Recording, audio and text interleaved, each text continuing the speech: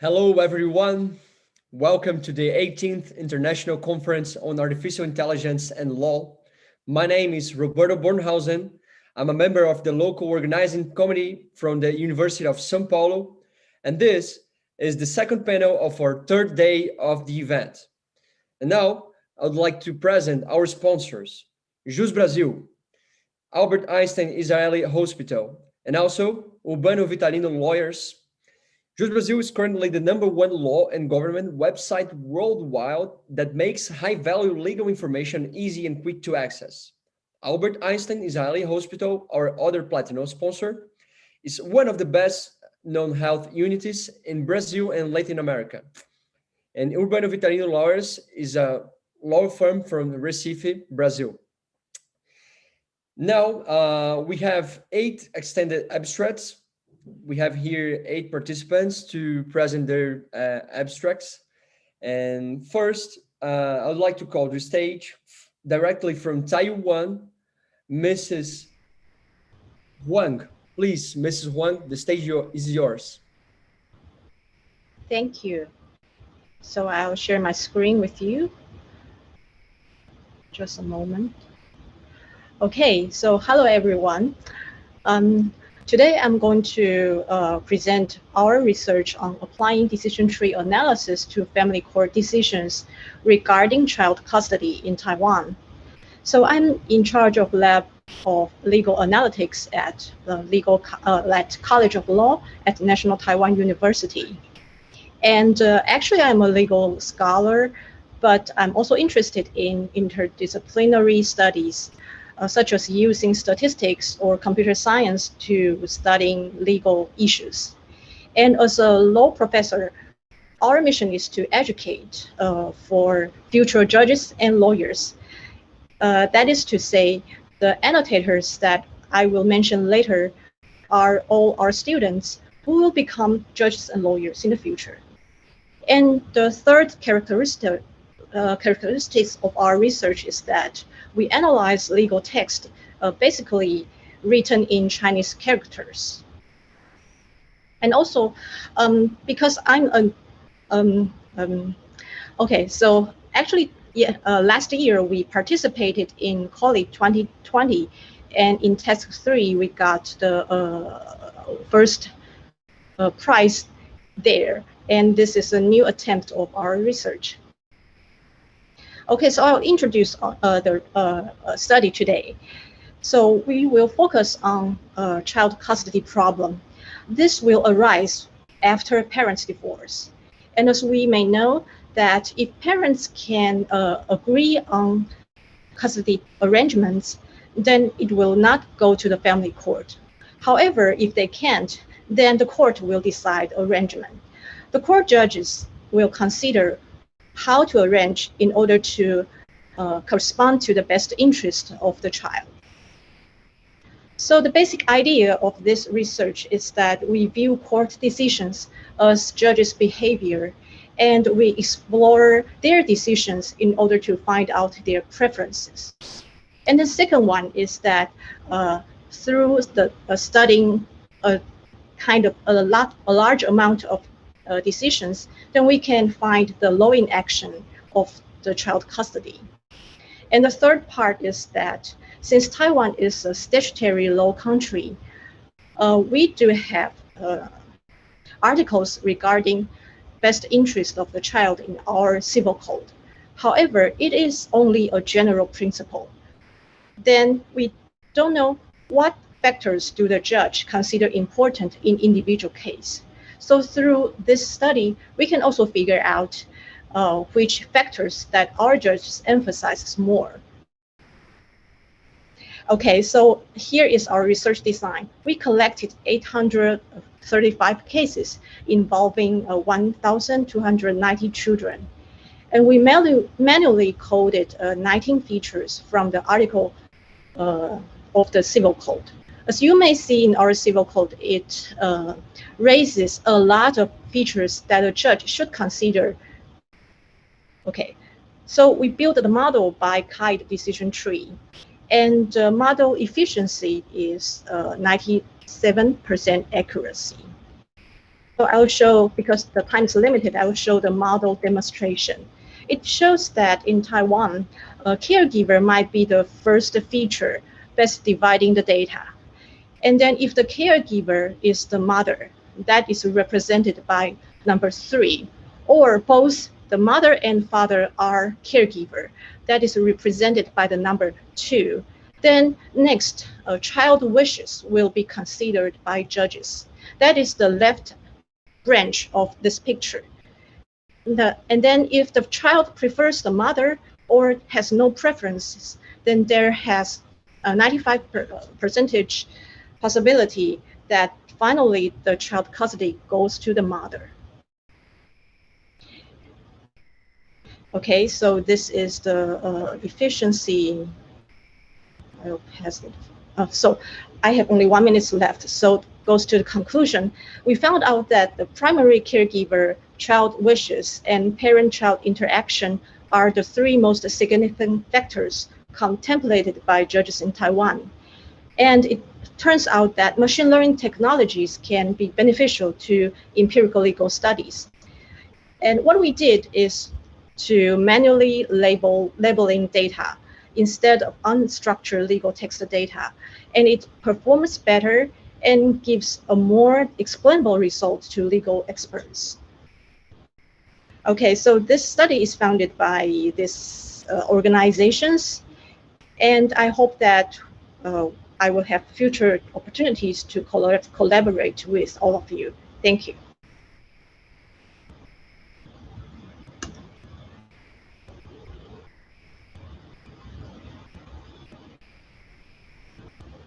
Thank you very much, Mrs. Wang, for your brilliant presentation. And now I'd like to call the stage right next Mr. Morris from Canada.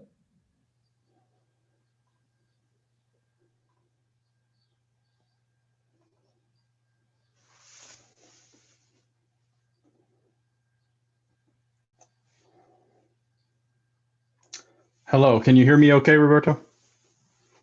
Great. So I am presenting some work that I did as a member of the team at the Singapore Management University Center for Computational Law on using constraint answer set programming as a tool to improve legislative drafting. Rules as code, as we have heard from various people this conference, including Dr. Witt, is a proposal for modifying the way rules, laws, and other rules are written by involving programmers in the drafting process and co-drafting in both natural languages and knowledge representations at the same time. This is recommended as a way to simplify legal application development, to improve legal software quality assurance, and importantly, as a technique to potentially improve the quality of legislative drafting entirely.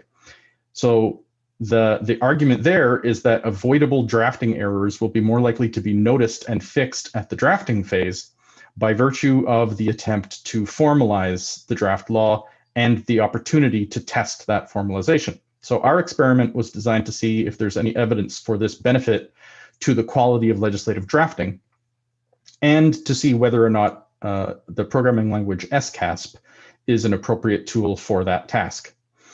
SCASP is briefly a stable model constraint answer set programming language. It is quite unique. Our main motivation for adopting it was that it features a combination of justifications and natural language generation, which were both very helpful, but as we discovered, those were only some of the very useful advantages that it has for legislative drafting tasks. The use of SCASP and our approach to defeasibility, which we borrowed from the Flora 2 programming language, allowed the encoding to be isomorphic to the legal text, by which I mean one section of the legal text corresponded to one section of code. Even when, as in this example, the legal text indicates that the rule contradicts 2 other rules, one of which defeats it and the other of which it defeats. Using this approach to the encoding of the other rules didn't need to change in order to write the encoding for this section and express those defeating relationships. So to simulate this rules as code drafting process, I, as the legal knowledge engineer, encoded a literal interpretation of Rule 34 of Singapore's legal professional responsibility rules in the SCASP programming language. I also encoded a set of tests separately that reflected my understanding of how the law was expected to behave. We ran those tests, which resulted in test failures. If those test failures couldn't be attributed to errors in the encoding, they were referred to a legal review team, who then looked to see whether there were errors in my interpretations. If they couldn't find an error in my interpretation, or one of them, then the legal review team analyzed the text of the original law to see whether or not the test failure was potentially being caused by a problem in the legislation itself. Our hypothesis was that drafting errors that were revealed by test failures in this way would provide evidence for the effectiveness of rules as code as a tool for improving legislative drafting. One such drafting error was discovered, despite the fact that we had no previous indication that it was there, and we were only encoding about 800 words of legislation. After writing 25 tests, 4 of them failed in ways that couldn't be explained by coding errors or incorrect interpretations. The specific problem we found was in Rule 34.1b. The legal review team could find no coherent literal interpretation of the requirement that a business materially interfere with a specific legal practitioner, given the abstract way in which the word business had been defined later in the rule. The team determined that it would be more reflective of the presumed legislative intent to say that an executive appointment materially interferes, not a business. So as might happen in a rules as code style drafting process, we proposed an amendment to the text. That amendment was encoded as an alternative, and when we ran the tests against that alternative encoding, all of the tests passed. So our experiment provides some evidence for the rules as code approach in finding problems in legislative drafting. We also learned that SCASP provides significant advantages to the legal knowledge engineering task, making it possible to get more information about the behavior of your encoding more easily. We also note that writing good SCASP code is still more difficult than it would ideally be to be able to give it as a tool to legal knowledge engineers who are maybe not experienced programmers. And we also have concerns about how well the abductive reasoning features may scale. The code for our experiment is open source and available at GitHub at the address indicated. My thanks to the members of the legal review team and to Professors Gupta and Arias for their teaching me how to use SCASP, and to our funders. Thank you very much, Mr. Jason Morris. Brilliant presentation. Now, I would like to call to stage Mr. Nicolas Garneau from Canada as well. Yes, thank you, Roberto.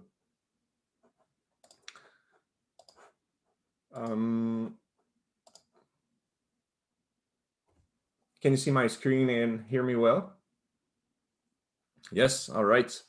So good morning, everyone. Today I'll be presenting our extended abstract, Criminel BART, which is a French-Canadian legal language model specialized in criminal law.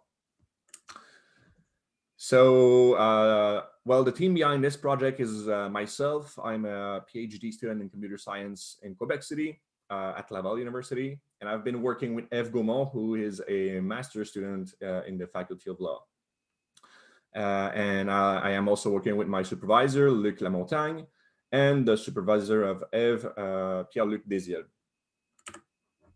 So I'll begin by introducing the underlying task that we are trying to solve. And it's a work that we presented at INLG 2020, the International Conference on Natural Language Generation. And in this paper, what we're trying to do, well, what we introduce is the task of bringing some intelligibility for the docket files, which we call the plumitifs here in Quebec. So the docket files are legal documents, semi-structured, that are at the core of a legal judicial case.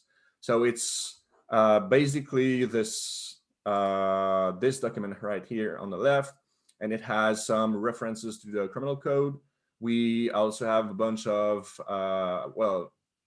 abbreviations sometimes and things like that.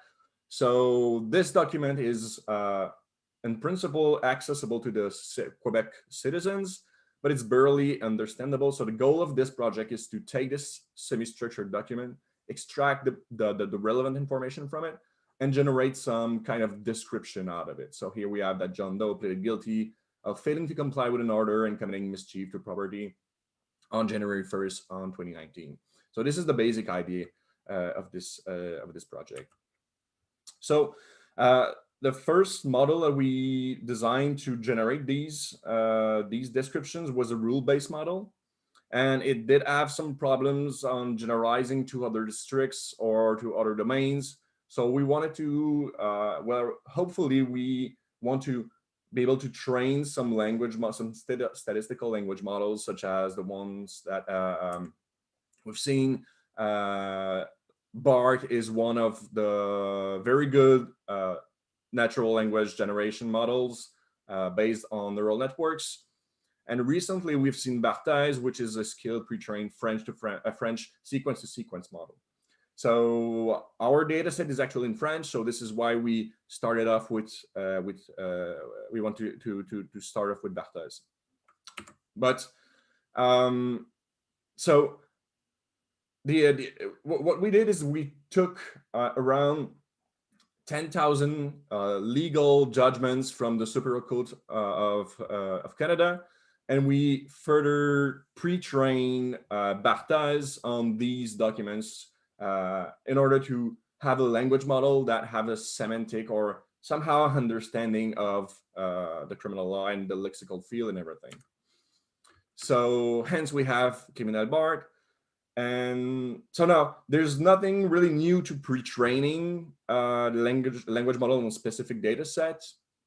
But what's a little more interesting in this work is that we design a bunch of closed tests in order to see if the model grasped the semantic and the semantic features and the lexical field of the criminal law from Quebec City in Canada. So the first closed test that we design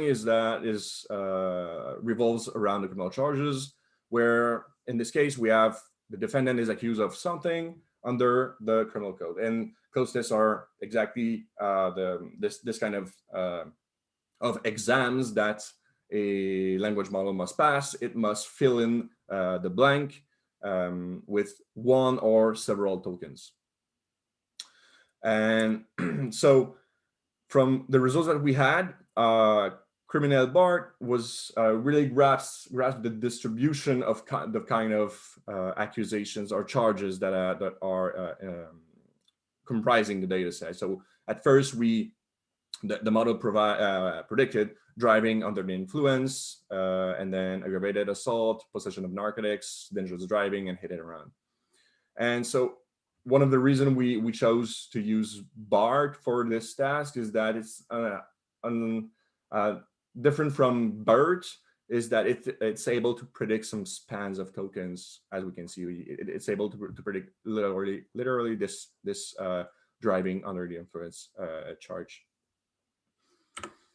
So the other test that we designed for Criminal BART is predicting legal provisions. So exactly the law from the Canadian Criminal Code. So for example, we have a given person is put on trial on charges of possession of cannabis, thus committing the criminal act provided in article something here. So we ask Criminal BART to fill in this blank.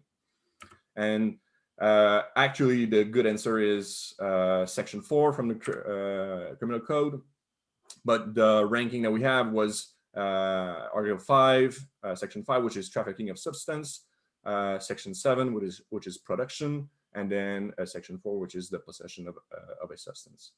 So what's interesting here is that we have many distractors within the law. For example, we have section 95, which is possession of illegal firearms, and section 163.13, which is possession of child pornography. So the interesting thing here is that criminal bar learned that there are some sections that are related to the possession or trafficking or production of a given substance, while these articles were not predicted at the top of the list. So the last close test that we designed was about privacy, because it's known that these kind of models may leak some data, and we know them as being stochastic parrots. So we want to know if we could retrieve, given a specific charge, fraud, or driving under the influence, or trafficking in substance. We want to know if we are able to retrieve a specific person. So from the result that we had, we were not able to really extract the identity of some person, but still it could be concerning, because this model was only predicting the name of the most common person that was in the data set, which are judges, some lawyers. So it may be prejudicial to them if we if this model would be generating this kind of thing. But yeah, so this was an interesting close test to run. So to conclude real quick, we assessed to some extent the capability of criminal law to establish a semantic relationship between certain provisions, which is kind of really interesting in the context, or in the case where we would like to use it as a descriptor or generator of descriptions of criminal legal documents. So it's a really promising generator for the primitive descriptions that the task that we presented in 2020 and that we are actually trying to solve. So in our future work, well, we are presenting tonight another paper, which is Plume to Text, which is a data set, data to text data set for natural language generation. And we are looking into training or fine-tuning, in fact, this criminal BART model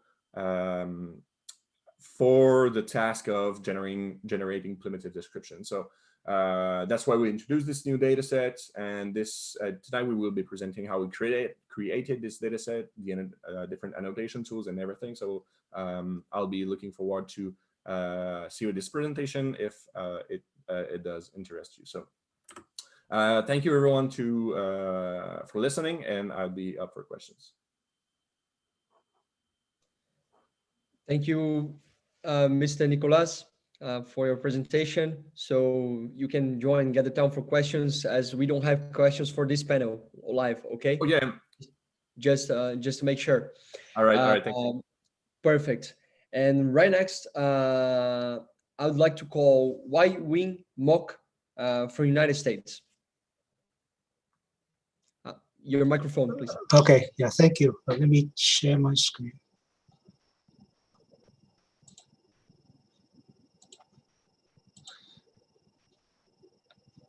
Okay, so this is a research effort. This is a research paper done by my son, who is a licensed lawyer in Birmingham. And I'm a professor at the University of Alabama in Huntsville. And my daughter, she's helping me to do some data analysis on this. In the papers, we introduce the importance of classifying different types of sentences in contract laws. And at this point in time, we are narrowing our focus on contract laws because, I mean, the scope is just way too big. I mean, the semantic is way too complicated. So we're trying to narrow down the scope to just focus on contract laws at this moment. Even that, I mean, the problem is pretty big. So the way my son told me is during his first year at law school, the way they do things is to classify the sentences. And then after that, they're trying to pick up the most important part of court decisions.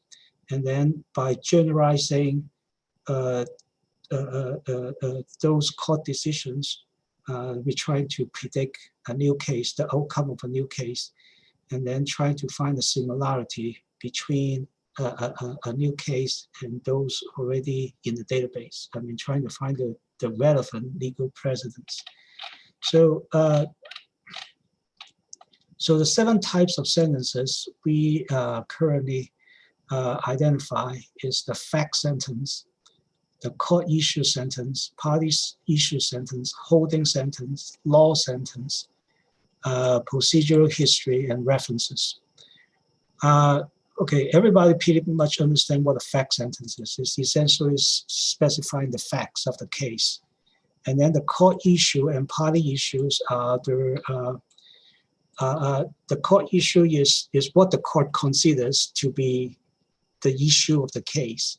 And then the party issue is what the individual party, I mean the plaintiff or the defendants, consider to be the issues. So, and then the holding sentence, in a way, this is the most important one. And this is the sentence that the court applying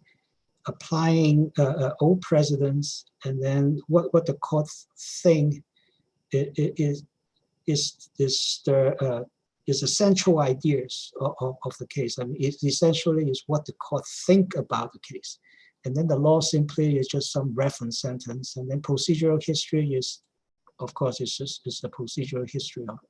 And then reference sentence, in a way, is the least important. It's essentially is just what those references.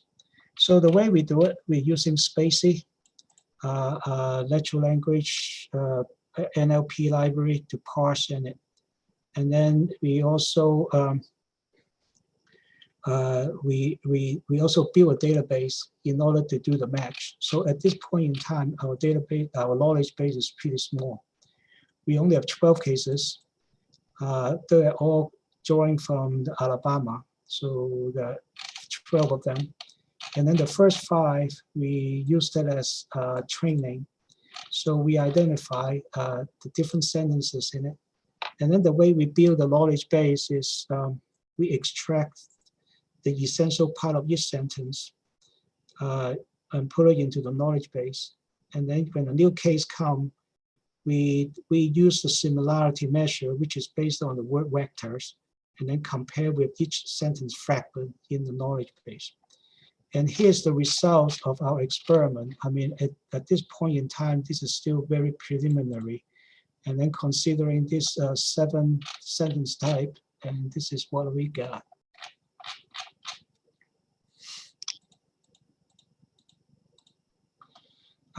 Altogether, we have 1,063 sentences in the testing cases, and we got 646 sentences in the training cases.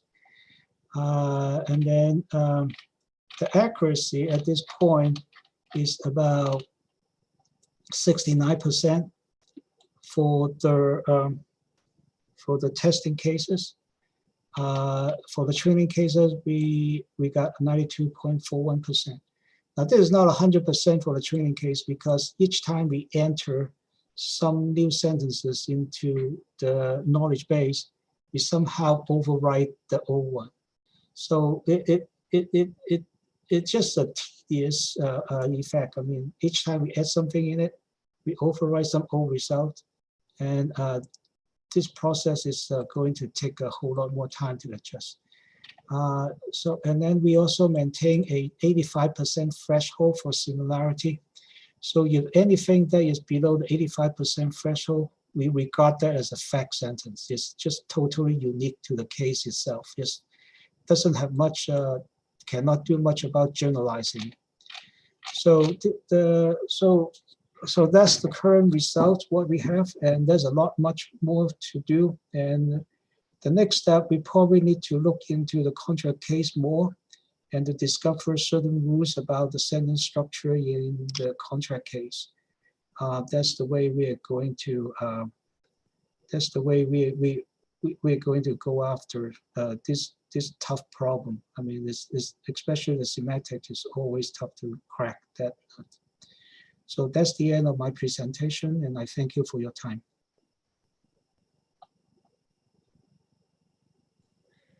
Thank you very much, Mr. Mock. Right next, straight from Canada, I would like to call to stage Mr. Olivier Salon. Hello. Let me get to my slides. Oh, geez. Wait a second.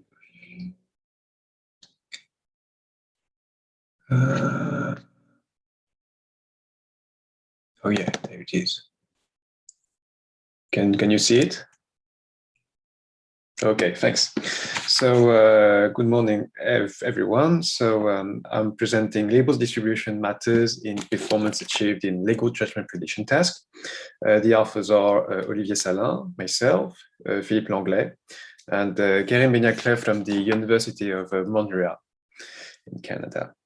So first of all, I'm going to make a short introduction about what legal judgment pre-prediction is. It's a task in which a model is given the description of the facts of a legal case, and the model is expected to predict the verdict that was originally decided by the judge.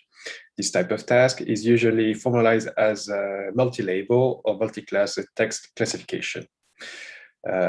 One particularity of this type of task is the fact that decisions usually involve law articles can be used as additional input features. And one of our main goals in this work was to find out to what extent article-based features can improve classification performance. For this experiment, we used a corpus of decisions from the Tribunal Administratif du Logement du Québec. So it's a court in Quebec that is specialized in disputes between landlords and tenants. The decisions are in French, and most of the cases are related to issues such as late payment of rent or poor maintenance of the dwelling.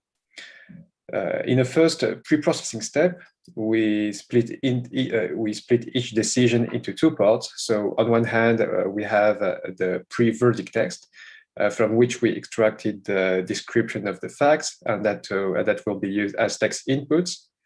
And we also extracted all the articles that were cited. So initially, we had more than 1,000 law articles, but we actually retained only those that were related to a housing law. So therefore, we retained around 445 articles from the Civil Code of Quebec. Concerning the verdict section, so this is a part that from which we will make our target labels. So with a mix of heuristics and domain knowledge, we managed to pseudo-automatically annotate our cases with 23 labels in order to cover as much as possible the diversity of the rulings. So for instance, we have labels for with one of the parties suffered monetary penalty, another label for eviction of a tenant, termination of the lease, or repossession of the dwelling by a landlord, for instance. Eventually, we removed from our data set all of the decisions for which we couldn't identify any verdict label, or from which we couldn't extract any meaningful housing law article. In terms of models, so we picked three. So our baseline is one versus rest logistic regression with a TF IDF vectors. Then we have a camera BERT model that is a variety of the BERT model, a pre-trained French corpora. And finally, we used a combination of camera BERT with one-hot vectors that encode with some law articles or cited or not in the original decision. As a result, so we have the following table. So we notice that the inclusion of article-based features allow significant improvement with respect to a simple BERT model, both in terms of exact match and unweighted average of F1 scores. However, these scores alone hide the fact that the improvements are not uniform across all labels. If we look at the performance label per label, we notice that we have little to no improvement for the label with high frequencies. This suggests that articles have insignificant effect for labels that already have a high support. And also we noticed that the improvement are only significant for a handful of low frequency label. So as a future work, we intended to find out what the conditions must be fulfilled so that article-based features can allow better classification performance.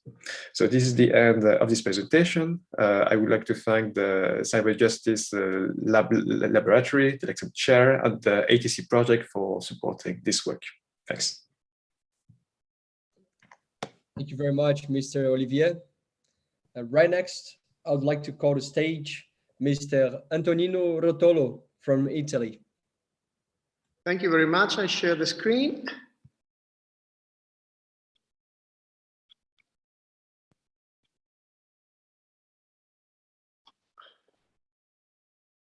All right, thank you. Hello, everybody. This is a joint paper I prepared with, I worked on with Luciano Tamargo and Diego Martinez from Argentina. Has to do with two main issues. The fact that when we deal with artificial agents, and in particular with robots, legal norms and the interaction between artificial agents and norms is quite crucial. And one issue is how to handle this, the interaction between artificial agents, particular robots, with legal norms, insofar as we have to model norm dynamics. The law changes across time, and how to manage this when we have to deal with robots. The paper claims that existing models proposed, in particular within the IAAIL law community, can be employed in this case as well. There are a couple of preliminary research challenges that should be addressed. First, this first is preliminary. So the first is explain which of the following choices should be made in robotics. Nodes can be explicitly represented in a declarative way or can be represented in the overall system specification. The first case is quite good to handle legal dynamics, because insofar as norms can change, maintenance is very easy, but it's easier at least.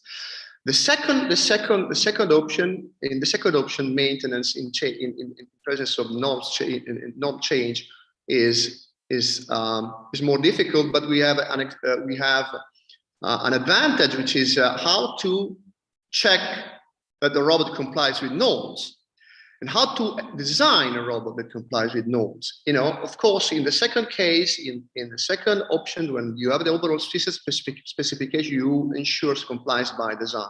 So you adopt a method which is called regimentation in multi-agent system. But if you don't like regimentation, in a sense that norms are embedded in the system, then you are treating norms as soft constraints, and soft constraints means that you have a regulation approach. Norms can be violated. And then if you adopt the violation, this second perspective, soft constraints, norms are soft constraints, the question is how to check compliance if norms can be changed at runtime. So these are all research issues. This is an example I can give you. Suppose this is an article of the Italian Criminal Code that says basically that if you induce someone to kill, to procure an offense, and this person is incapable, typically is incapable, then the fact that you induced this person to commit this crime leads to an increased penalty. But suppose now that Mr. Smith induces a robot to do something, to commit crime. Can we apply this article of the criminal code, Italian criminal code? Well, the answer is no, because this applies to persons, not to robots. But suppose that in 2005, this norm is revised in order to include, in addition to not incapable persons, also intelligent machines. So if you use a machine to commit an offense, you can get an increased penalty for that. Suppose that this is a change in legislation. Then the question is how the change is performed. You can have a change which is retroactive, typically annulment, or non-retroactive or retrospective, for example, abrogation. Retroactive means that if you annul a norm, it means that if this norm were never enacted. While if you change, if you run abrogation, then you basically freeze the norm, but you don't remove from the legal system in the past. In the literature, there are many approaches. We discussed two approaches that are here in this slide. So I show you very shortly some pathway. I mean, suppose that you have the repository of norms. This norm can regulate the access, the robot behavior in terms of access control regarding the software dimension, but also regulations of violation regarding the interaction with humans. Then you have a static situation when you are in 2025, in 2005, then you apply the norm, the revised norm in 2005, in the two different dimensions, the access control and the regulation account, the regulation. But then you have an abrogation in 2007. Then you don't have any problem at all in this perspective, because basically you have two different applications, two different compliance checks. One in 2005 and one in 2007. You have two different norms. You have a norm in 2005, which is a revised norm according to which machines are included, but then you have the abrogation in 2007, in which you no longer have this norm applicable, and then you apply the other norm. The difficult case, this is my last slide, is when you have the annulment in 2007, because the annulment is retroactive. So it means that from 2007 onwards, it is like if the norm was never enacted. So in this case, while the regulation approach, so soft constraint approach, is okay, this doesn't apply to the regimentation. How can you regiment retroactively? How can you design? How can you ensure the compliance by design in a retroactive way? So it means that regimentation is no longer possible if you have retrospective changes in legislation. And that's it. This is my last slide. Thank you very much for your attention. Thank you very much, Mr. Antonino Rotolo, for your presentation. And now I would like to call to stage Mrs. Friederike Zufall from Germany. Thank you very much. Can you see my slides? Okay, perfect. So this is a joint research project with my two collaborators from Japan, Nampi Kimura and Lin Yupeng. Our research is based on the legal concept of balancing of interest. So specifically, we have looked at the balancing decision between the right to the protection of personal data as stipulated by Article 8 of the EU Charter of Fundamental Rights against access to information as stipulated by Article 11 of the EU Charter of Fundamental Rights. This balancing decision is affected by what we call legal criteria.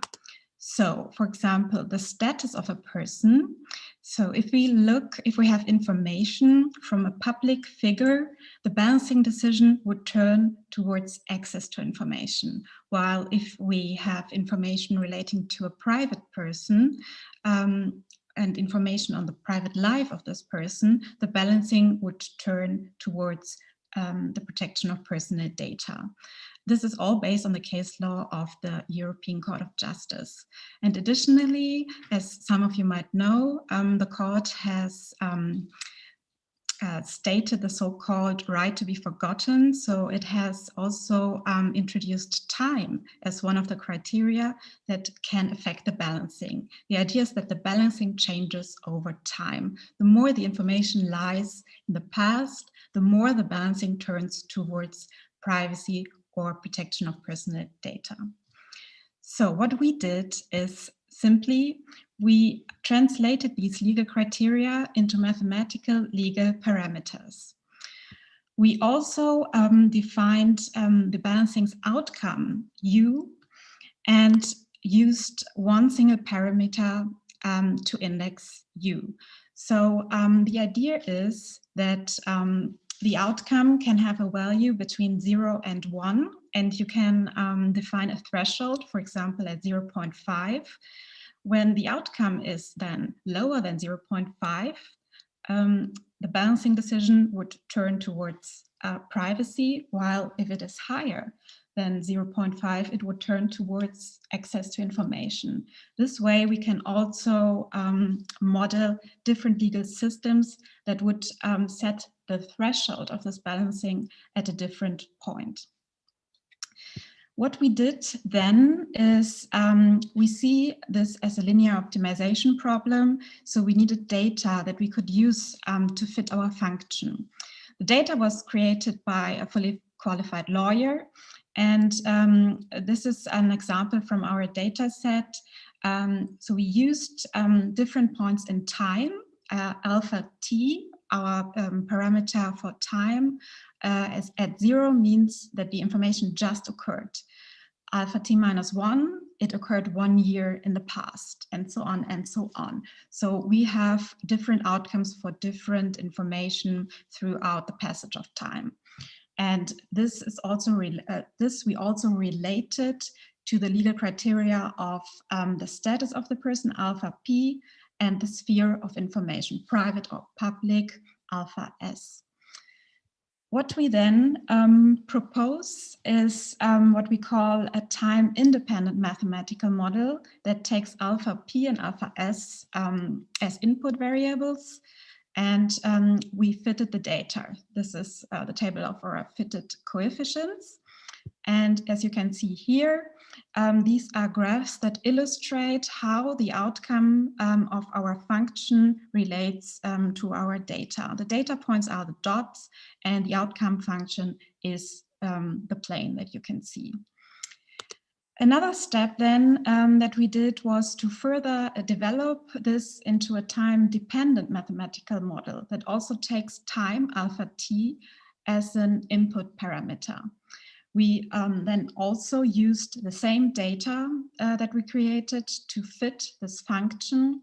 And what we achieved was, as you can see on these graphs, a continuous model for time. So you could use this function to model different points in time. And again, as you can see, the plane relates is the outcome, and the black dots are our data points. Our evaluation shows like the reduced chi-square, and we also did a leave one out cross-validation, shows that our model can represent the data sufficiently. Thank you very much for your interest. The full paper can be found on SSRN. I don't know if we have still time for questions. I try to keep it short. Thank you. Thank you very much, Mrs. Frederick Zufall. Brilliant presentation. We have no time for questions in this panel, but you can go to Watertown right after and you can meet people there, or people can send you an email, okay? Okay, thank you very much. Perfect. So right next, our last presenter for this panel, Mr. Felipe Polo from Brazil.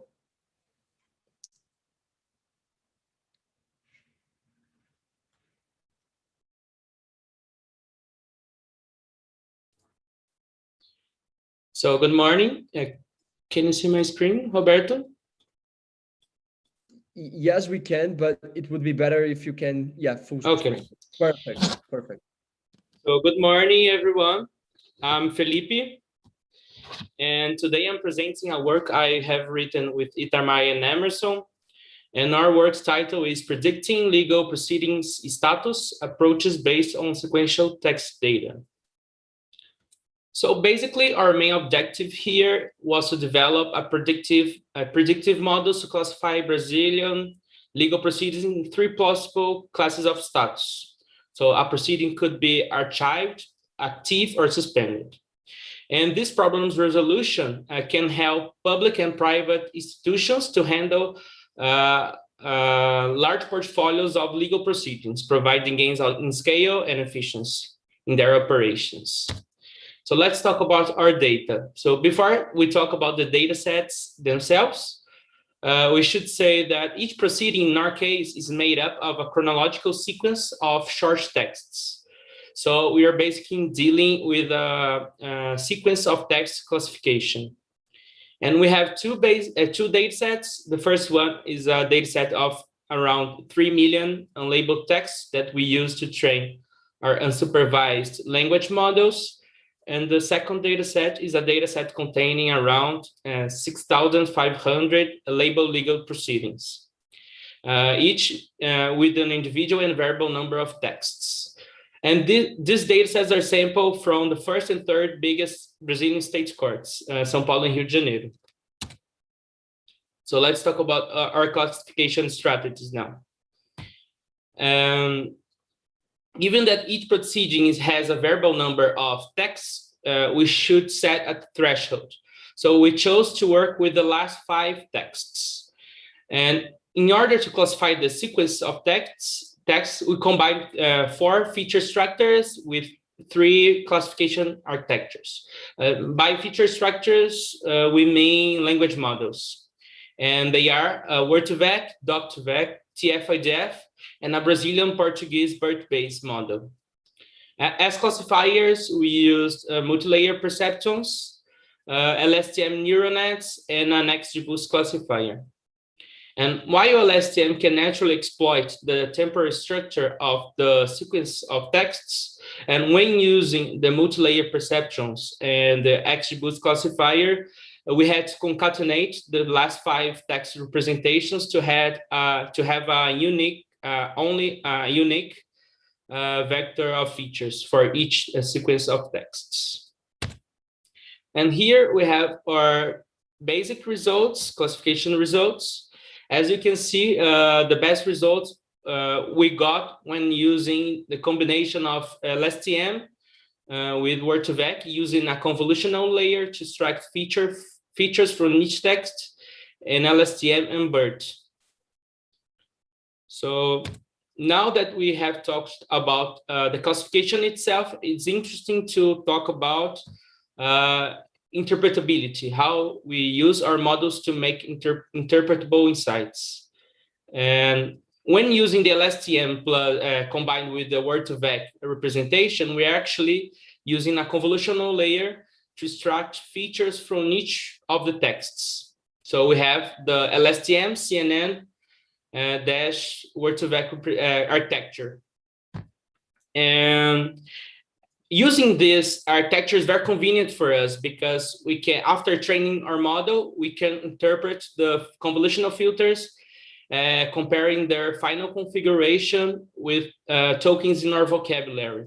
So we can see what kind of patterns the neural network is searching in our texts. So basically, we take a look at the embeddings representations of tokens closest to representations of 3 out of 9 filters. For example, here we have filter 6. So it says when you can see that it says that when a proceeding is going to be archived or is archived. Filter 7 is related to the archived and suspended classes, while the filter 8 doesn't seem to be related with any of the classes at all. And we can confirm our intuitions looking at this plot here. So for example, these are partial dependence plots. And looking here, for example, in filter 8, you can see we have basically flat plots. That means that filter 8 doesn't have a relationship with any one of the 3 classes, while filter 6 and 7 have a very strong relation with the outputs model for class 1, 2, and 3. So this was our work. The full version can be found on Archive, and here are contacts. So thank you very much. Thank you very much, Felipe, representing Brazil and our university. Very nice to have you here. And well, so this was the last abstract paper presented. And now, just before we finish, we will have a break for 1 hour and 20 minutes. and we'll be joining GatherTown. So once again, I invite you all to join GatherTown with us, and we'll be chatting there and talking about the papers and having a nice time. I'll present here again my screen.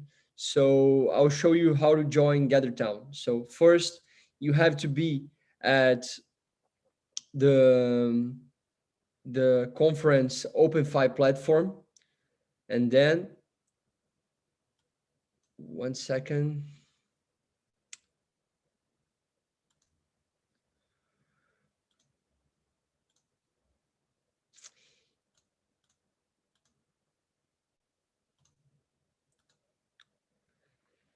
And then here inside the platform, you have this left part of the platform where you click the star, GatherTown. Then you click join, and you join with your browser. There's no problem, or the platform if you downloaded it. And then you have here this space where you can see my screen, and you can join the gathering, and there will be people there waiting for you, and you can have a good time and talk with them. Okay, so thank you very much for everyone who's watching, and see you there in GatherTown and then in the next panel. Bye.